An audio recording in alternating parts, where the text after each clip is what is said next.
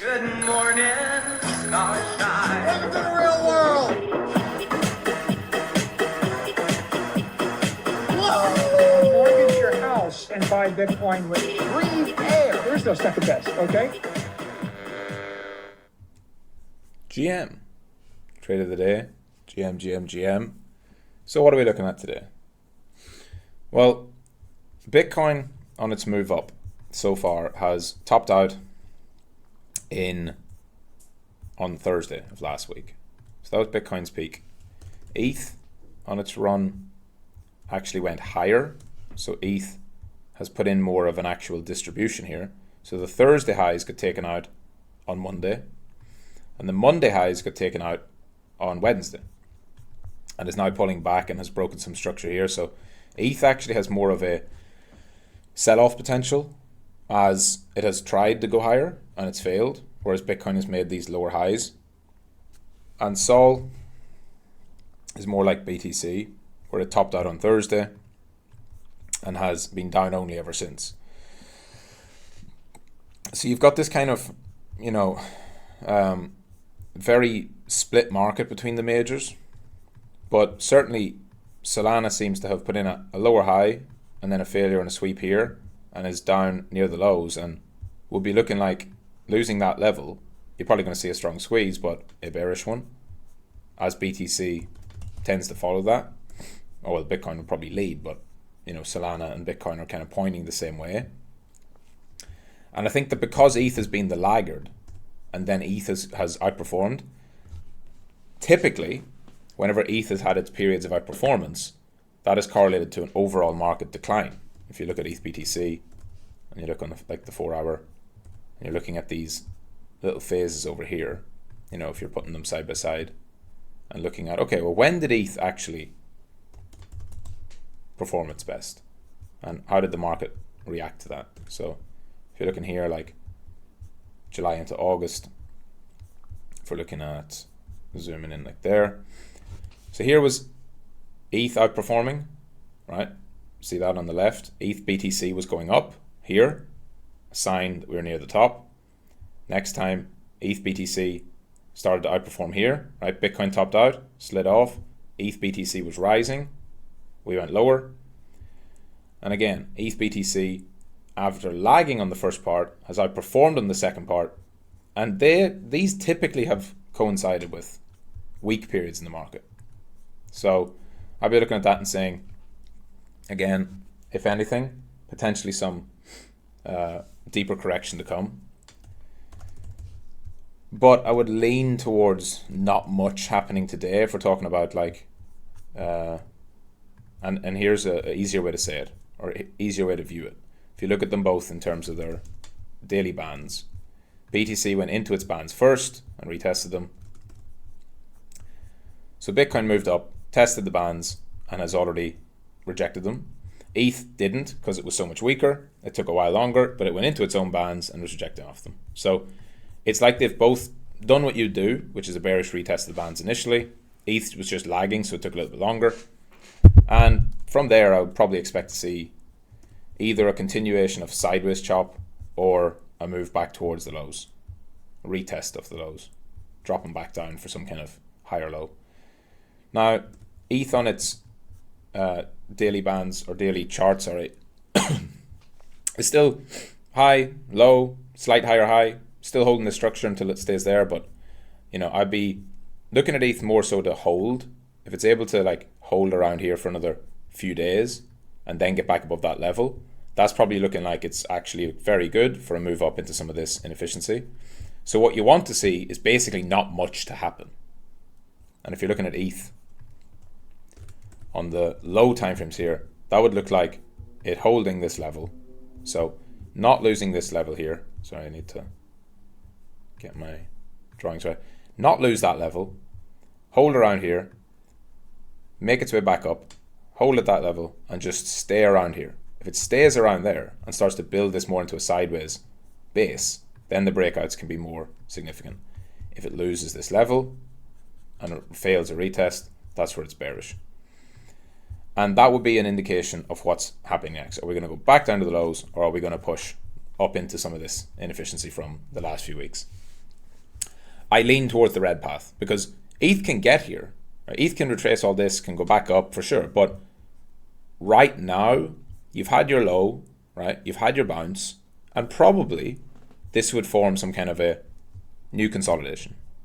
I mean, if you look at it like that, it's just a pretty standard rally off the lows, sets a high, comes back down for some kind of retest on a, let's go on a 4-hour basis. And we just look at when price rallies off the lows in these kind of moves. And you look back at some of these bottoming out phases that we've seen, where you have a big flush, a big capitulation. You get your initial bounce off the lows, and then you go into more of a sideways corrective phase. And you can see a few of them here. Like, here's an example of one that really took much longer. But if you're looking at it over here, right, and you're looking at ETH there, what you're looking at is you hit your low, you rally up, you come back, you chop, chop, chop, chop. And this all, of course, was a bearish consolidation. If you're looking at it on a bullish side, you come down into your low, you have your first bounce off the lows, you come back, you chop sideways, ends up being bullish. You can look at them over here. You come into the lows, you have your first rally, it comes back, chop, chop, chop. So bullish or bearish, it still tends to come back for a retest, right? In both directions. BTC has left much more of a gap behind, obviously indicating that it's stronger, but I would still see, even as a bear, you're going to see this, you're going to see that, it's going to fail, it's going to fail, it's going to drop down. And as a bull, it's not actually going to look that different, generally. Generally, even as a bull, it will look like down into the lows, holding, and then building itself back up. I think in both cases, you probably see price try to revisit those lows. As it comes back down and test this, was this true demand or was it just an overextended initial liquidation move where we've just let the market catch up? And whenever this happened, if you remember, back last Monday I said, for about a week, you want to do nothing in terms of your directional bias. Just let the market play out. We've now gone about 10 days. Market's playing out pretty much what you'd expect. You rally off the lows, starting to lose a bit of momentum. Could be okay. It's really a case of patience is required. Now, I'll zoom it in. We do have retail sales. So at 12:30, we do have some economic data coming out. Retail sales isn't typically a big market mover.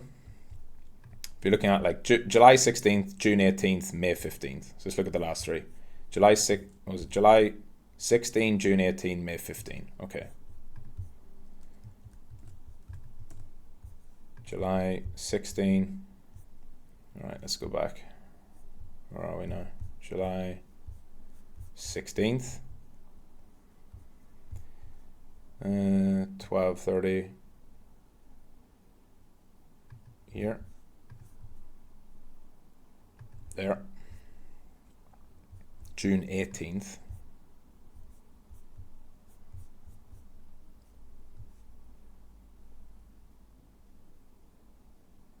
there, and May 15th.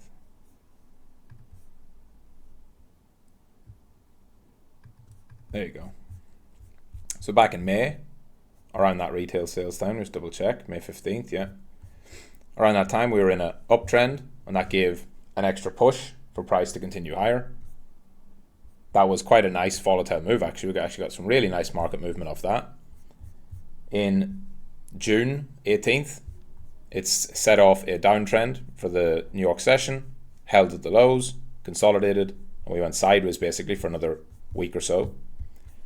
And then July, again, the news, initial sell-off, then a rally higher, took out some highs, and formed part of this ongoing rising distribution.